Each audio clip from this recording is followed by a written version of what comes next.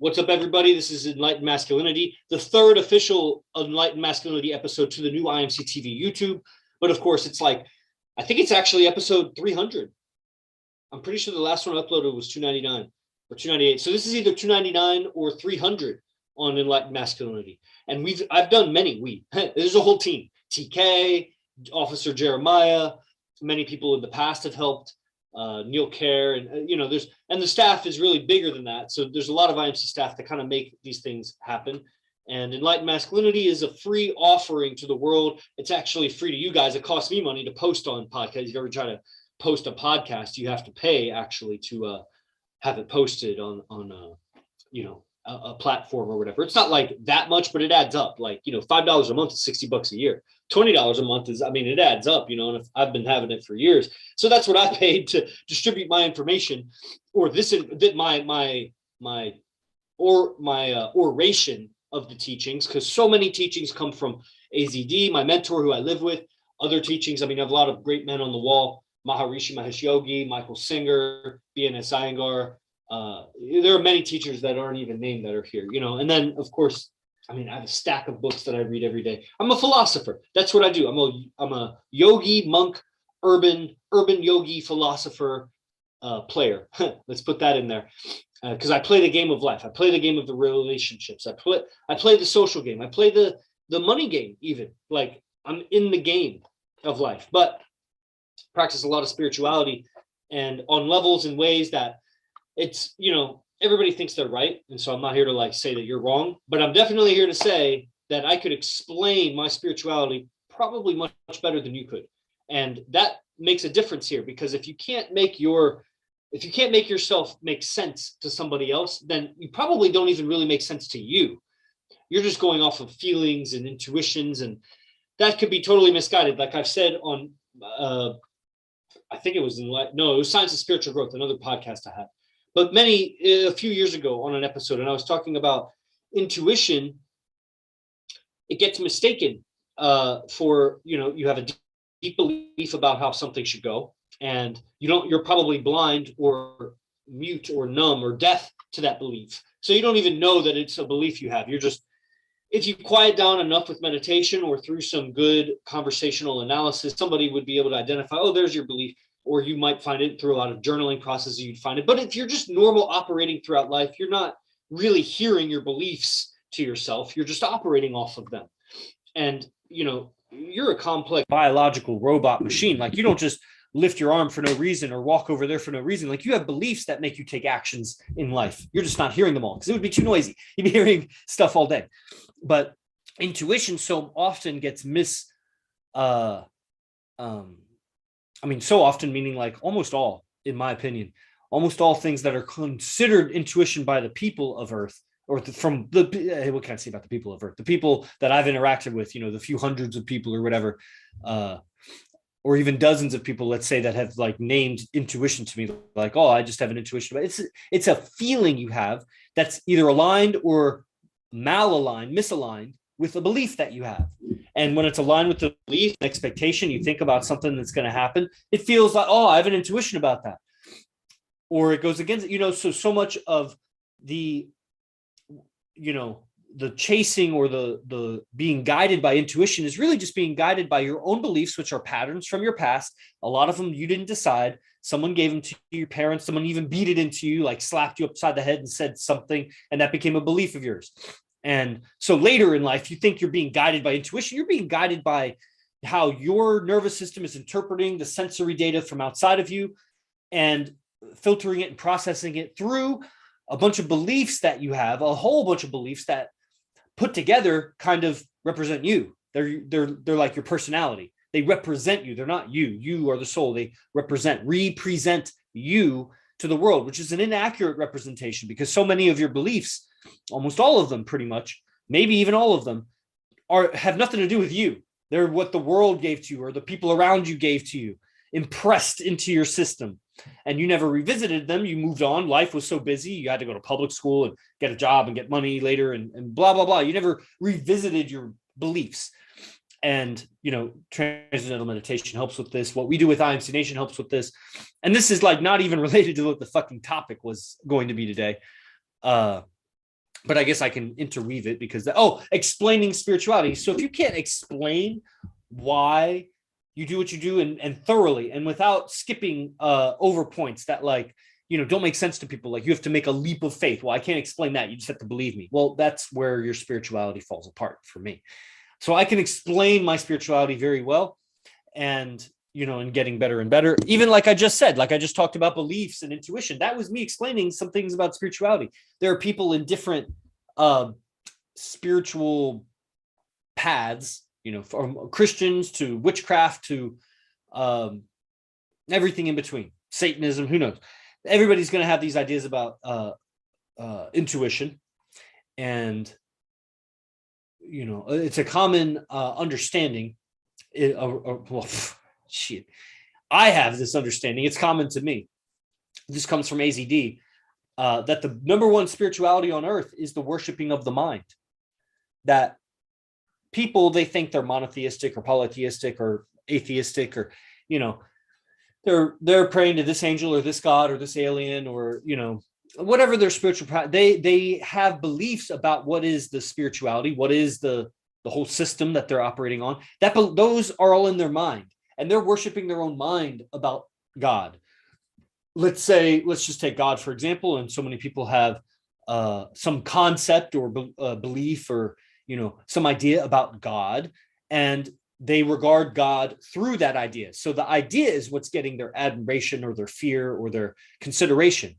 Their mind, they're worshiping their mind about God, not God itself. They're worshiping their mind about Jesus or their mind about Buddha. It's not Buddha itself, it's your mind about Buddha. People, the big number one religion that goes veiled, meaning it's like concealed to everybody, is that they're practicing the spirituality of their mind, which is like mentality, or I don't even know. Yeah, mentality, I guess. That's like spirituality, but for the mind. That's interesting. Mentality is like the word. Wow. I just saw that relationship with that word, mentality and spirituality. So I labeled this episode Embodying Your Body and Emotions and Telepathy. You might not believe this, but everything I've said up until now was actually my intro. I didn't even accurately intro the show. The show, I was going to say, I just finished saying this is the third episode on the new IMC TV. It's the 300th episode on the podcast. You can go to the podcast on Apple, Spotify, Podbean, fucking all of them. It's on even, I think, Amazon. It's on Audible. It's on a bunch of platforms. So you can see all the episodes there. See the evolution, because the first episodes were from a long time ago. Man, that was a different me. And it's still me, but it's just like, wow, my communication skills, my understandings, my certainty, the pace, the quality of communication. You could select by title. I try to title these things like what I'm saying, but like you can see in this episode, I've named it Embodiment and Telepathy, and all I've talked about is like this other stuff so far. So you got to get through my intros. I have these lengthy, monologues here at the beginning. And so check that out. Subscribe to the show, leave a comment, leave a review or whatever. And, Enlightened Masculinity is a red pill show about masculinity and enlightenment. And hold on, I gotta pin this video. And neither of those things do I think are what you think they are. I don't think masculinity is what you think it is. And you may have some words that are kind of similar. It's aggressive. It's the leadership. It's the patriarchal energy. It's the forward moving. Like you might have some of those basic words, but watch it in application. You won't identify masculinity correctly. You'll call what's masculine feminine, what's feminine masculine, because you're confused. And you will definitely have resistance to the expression of masculinity if you're a man, or resistance to a man expressing masculinity if you're a woman, because you are programmed with suppressive ideas about it so that you resist it. The elites, the elite few hundred of the planet of 10 billion run the planet by installing beliefs in the mass population that gets them to check themselves, to check each other. And so they don't have to police as much as you think. They give them a bunch of slave beliefs and withhold the truth, because when you hear the truth, then you get more powerful and you want to be more expressive. You want to share the truth and you have more confidence about things. Like, let's say some highly spiritual person deeply, truly believes that he's going to live after he dies, that the death is just a transition, that there is no death. it's going to be very hard to control that person because you won't be able to threaten them with killing them. When you know the truth about things, you become more powerful. Versus also, if there was, let's say the truth was this is you only have this one shot at living, and if you die, you're done. That person, it's going to be very hard to deflect them from what they think is they should be doing because they only have this one life to do it. And they become very powerful in their own life because they will refuse to be distracted from once they know the truth. Now, people are holding on to their personal truths and thinking of them as the truths. And that's, the biggest impediment to improvement. Like L. Ron Hubbard says, the biggest impediment to improvement, change, learning is that you think you already know. You think you already know, and so you won't learn anymore. That's what a lot of guys, they won't join the Dragons. They're like, well, it's just about getting girls, which it's not. But it's like, I already get plenty of girls, and I don't need that, and this and that. And it's like, okay, well, judging by your Instagram, judging by how you're texting me, which is what I have to go off of, is your communication and, your social posting, whatever. You're not doing well. You're not doing well in life. You're not expressive. You're indirect in how you communicate, and you think and you don't, because if you were doing really well, you'd be doing better than me, and I would be able to tell. I'd be able to tell by how you communicate and what you're posting that you're doing really well. And you still need this because you're doing well without this, and so you should still come get this. But whatever. There's 250 people plus in the program right now, so it keeps growing. That's a large number. I think it's the biggest it's ever been at. Actually, I should report that. So thanks to the IMC outreach staff, Sultan, Fernando, and Jeremiah, and all these guys. Zay. Okay, so moving on now into the topic, right? So Red Pill Show, this episode's about this and that, and embodying your body, emotions, telepathy. I've talked a little bit about emotions already. Emotions, there are going to be some emotions that are biological, like you go to the edge of a cliff and you feel fear. That's a natural emotion. There are other emotions where it's like you're worried about something, like in the future, like taxes or something. That is a different kind of emotion. There are the emotions that are innate, like you hear a snake hissing or something, or let's say the warmth of a hug from mother, or any of the emotions, let's say before or after sex, copulation. Like there are some natural hormonal emotions that come almost you could argue for any animal. I'm sure two animals after having sex feel some certain affinity towards each other, unless they don't have those same hormones or the same kind of nervous system or whatever. But like mammals or whatever, I would definitely buy into that. But a mammal is not going to worry about taxes or worry about what they got to do tomorrow or worry about their bitch coming home and arguing with them. Or they don't. So there are some emotions which are a lot of the emotions, probably more than half of the emotions you experience are due to expectations and anticipations you have, that you expect a situation to turn out a certain way or be a certain way, and then it doesn't go that way. Could be good or bad. You think the school is going to happen tomorrow, but then it's a snow day. But my expectations, now you feel all this joy or whatever.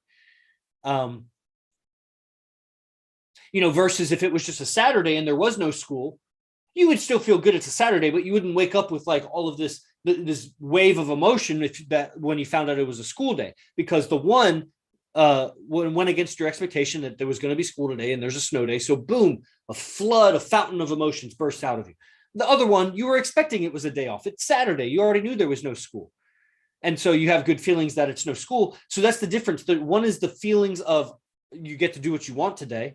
That's innate in both days. But the one day that became a snow day has these added feelings on it because you had some expectation it would be this way, and then it turned out to be another way. And then, of course, expectations go in the negative way. You thought that, she was going to be with you forever, and then she decided to leave. The expectation. You thought that it was going to be roast beef tonight, and it's spaghetti. You know what I mean? So those are totally mental. And it's important to see that distinction and discernment and gain discernment through your day and through your life, that there are some emotions you're having that are unreasonable. This is because of my anticipations about or expectations about what it should be. My attachment to what it should be, those emotions. And that's where we practice surrender. That's Michael Singer tech. But then there's also those emotions that, man, don't deny that you're fit. Like girls do this all the time because girls are hella traumatized. Guys are too in a different way, but girls are, guys are too. I don't want to say that guys aren't like sexualized either as young people, but I don't think there's any doubt that women, the female gender, is more objectified sexually. That's from children on up. And so there's a lot of women that, the experience, intense experiences that were not pleasant. And later, let's say if I can speak from my experience, but I'm also part of a mastermind called Dragon's Lair. So if you're a guy, you want to get on Dragon's Lair so that you don't feel like you're trapped with your experience, that you're so narrow. Like I read these books on psychology, mass psychology and evolutionary psychology, which are big anthropological studies of large groups of people through time and space on Earth. And so you get like a general idea of this is a human condition. This is a male agenda. This is a female agenda. These are the different strategies, how they pan out for the male and the female. And you see this kind of meta or high altitude perspective of, oh, this is how humans mate. This is how humans relate. This is how humans build family. And it contextualizes your individual strategy in this whole kind of matrix of strategies. There's a lot of strategies. You've just chosen that one, and you've become so accustomed to it, so familiar with it because you are living with you every day. You are you. So maybe sometimes you don't think outside of your patterns because life is challenging. There's a lot thrown at us. We don't have time to just sit back and always reevaluate everything. We just kind of go with what works and try to improve it gradually. But when you read, especially like the books I just named, or I didn't name the books, but I named like the subject. When you read, then you get outside of your limited worldview and your limited ideas about it. And you see maybe there are vastly better ideas that are just way over there. It would have taken me for lifetimes to get over there, which is trial and error, gradually moving. But now that I read, I can see, oh, there's a way of being way over there that I could just leap to quantum leap, because behaviors change like that. You just decide, you could go from eating meat to not eating meat, just like that. You could go from having sex to not having sex, like that. You could go from living over here to living way over there, just like that. It's a decision and then some actions. So changing your condition is really not that difficult. It's just, lack of certainty, lack of options in the mind, and probably some other variables. So not only am I reading those books that expands my consciousness around the subject, but I'm in a mastermind with a lot of guys that relate their stories and their experiences, and we hear from everybody, and it's a mastermind. So I have tremendous certainty when it comes to relationships and psychology and communication skills and what works, what doesn't.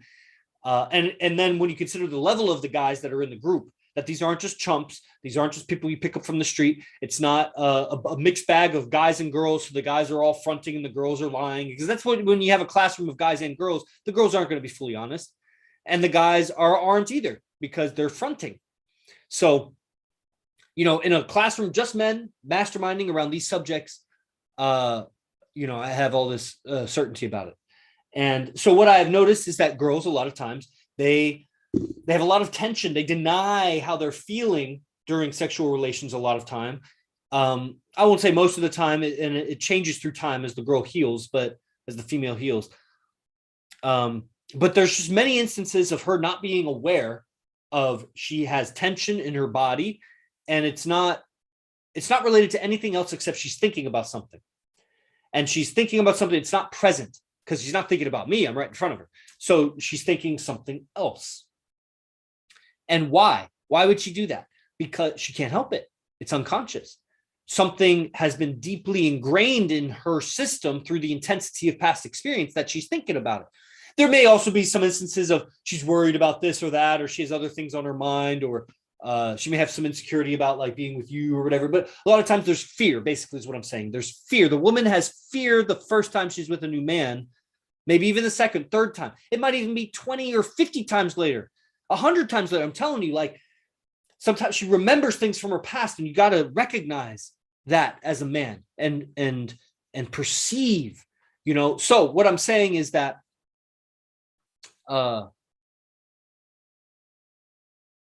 there was a strong connection to what I was saying before. It had to do with emotions, embodiment, being aware of what you're feeling. I don't remember exactly where I left off with the point that, that comes in. But anyways, the point is being aware of how you're feeling in the moment, embodiment. So yoga practice helps so much with this, more than many practices. I've done many forms of exercise in my life. I'm far from them all. There's many more to do, and I don't know that I'll do them all. But I can observe, because there are also many physical activities and things that I can observe with my eyes and just with my intelligence, understand some things about it at least. There's a lot of physical movement, a lot of thought involved in most forms of exercise. You have to change directions a lot. You have to stay on your, and in some cases, it's so beneficial to think on your toes and be responsive and reaction time. And I mean, that's a different kind of training. Yoga offers yoga practice, good yoga posture practice, physical practices offers you a tool, or it is a tool or an activity for you to gently practice, so don't damage the body, so you can do it many times over and over again, repetitive. It would be hard to bench press as much as you stretched. Like, you just couldn't do the same exercise like that much. And I need to close out of this app so that it's not making noise. So yoga practice is an opportunity to quietly, not with a lot of noise coming at you from the outside, not with a lot of internal chit chat, because you really don't need to be chit chatting. It's just arm here, hand here, inhale, look up, look down. Like, it's very basic. And so you get very familiar with the internal happenings of your system, your whole physical system. How does the breath feel? You can feel the breath moving throughout your blood system at some points. If you get really in tune, you can feel the blood moving through your system. That's a sensation. You can feel you could, like, you have what's called tourniquet effect. So when you stretch, you kind of close off a part of your body, closes off the blood, and then release, and then you feel the blood rush. You could get in tune with your heart rate. A lot of people could have felt their heart rate. Let's say if you're a runner or something, you feel it like pounding real hard. But can you feel the heart rate when it's not just so pounding so hard? Then it's just you're gently stretching, gently moving. You get in tune with the heart rate, the different internal sensations of the organs, or different movements, little small rotations or sliding of different joints. You just get more in tune. Like, let's say the spine, for example, 33 vertebrae. Some of them are fused at the bottom, but there's a lot of joints. The spine has a lot of joints, and then the ribs are attached. There's 2 joints on either side of the thoracic. That's like, dude, I should count it up. There's probably like 60 joints in the spine, at least. And you don't necessarily need to know them all or feel them all, but it's just amazing when you start feeling them more. Let's say you've never done stretching or really contemplative, means like to contemplate, deeply contemplative body movement, where you can feel small adjustments happening in your body. And when you feel the joint go into place, or you feel a little knuckle crack or something, and it wasn't in your consciousness before, you were numb to that part of your body. You weren't aware of the upper thoracic joint, or the shoulder socket could slide like that or whatever. When you weren't aware, which is how people come to yoga. I know I came to yoga. I've taught a lot of people. That's just what it is. And then you feel the joint move, or you feel the muscle stretch that you hadn't woken up that muscle in forever. You didn't even know there was a muscle there. Then it comes into your consciousness. That's embodying. You were numb to that. You weren't embodying that part of your body. And when you can embody your body better, then you are able to be a better communicator. You are able to listen better, because you can empathize better. You're connected with the instrument. This is an instrument for communication. Like, I think this is a teaching from AZD. But definitely some of it is, at least some of the analogy. Like sharks, they have these double rows of teeth. That's like their superpower. Flying squirrels, they have the webs between their arms and legs. Snakes have venom, or, infrared vision. Dolphins, like the certain kind of sound. Bats have echolocation. Cheetahs run fast. Lions are the balance of all things. Elephants are the biggest.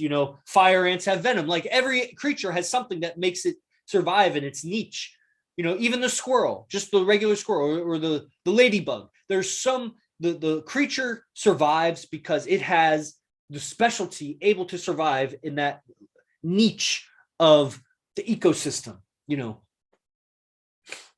each species of fish has some specialty why it survives, because it feeds on that one insect, or it's better at night vision, or going into crevices. It's, it swims on its side, or it buries under sand. Like each species on Earth has its specialty. But what is humans? Because we're so weak, we're so slow, we're so sensitive to temperature and the elements. You could say it's our mind, but what is our mind if not without communication? If we can't communicate our mind, we're just walking around with a bunch of minds. Our mind would be nothing without communication, because you would be dumb without communication. If you couldn't hear someone else or read from someone else, you would fuck your mind. You'd be a dumbass. Your mind is as good as what you have filled it with throughout your life, or what it has been filled with, which goes through your senses or whatever. But that's where you've accumulated information from reading, from learning, storytelling, even just dialogue with people.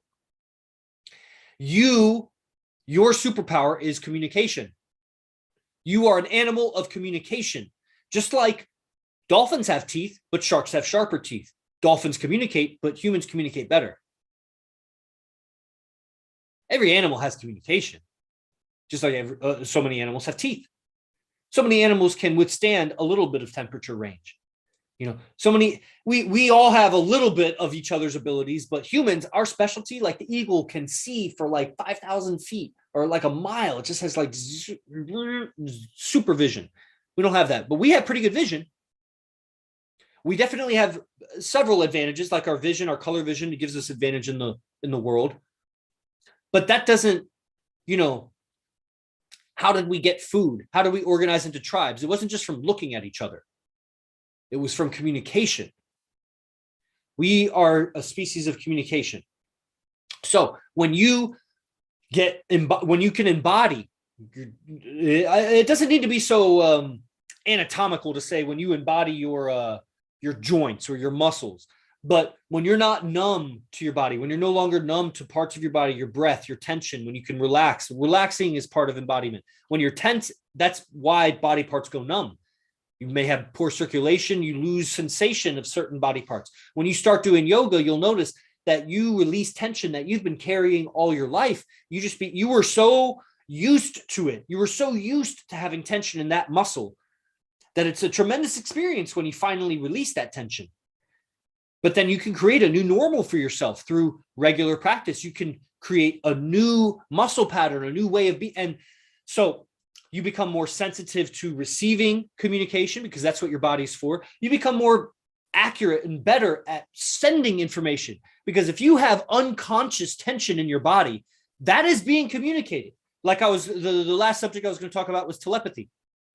If you have anxiety, you can't hide it to somebody that is sensitive to receiving communication. Now, people that are numb to receiving communication, they don't see it. That's what happens with the guy and the girl gets tense before sex, and he doesn't even notice. He's insensitive. He's numb to his body. He's not embodying his body. But if you're embodying your body, you will quickly notice that she tensed up, that her face got tense, that her breath arrested. It's not flowing the way, and hey, what's going on?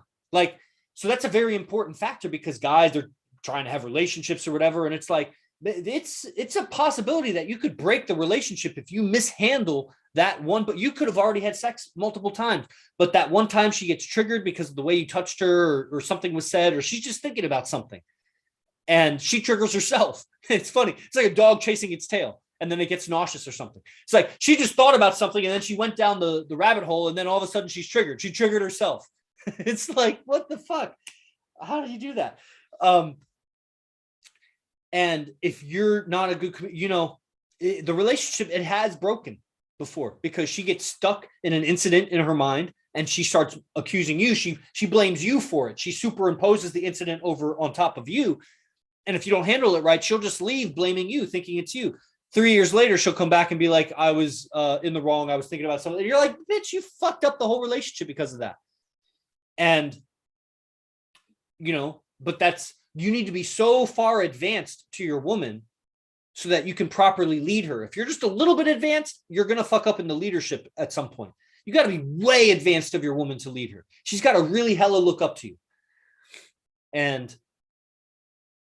Okay. So telepathy, how you're feeling is transferred. It's a natural thing. We are all doing telepathy.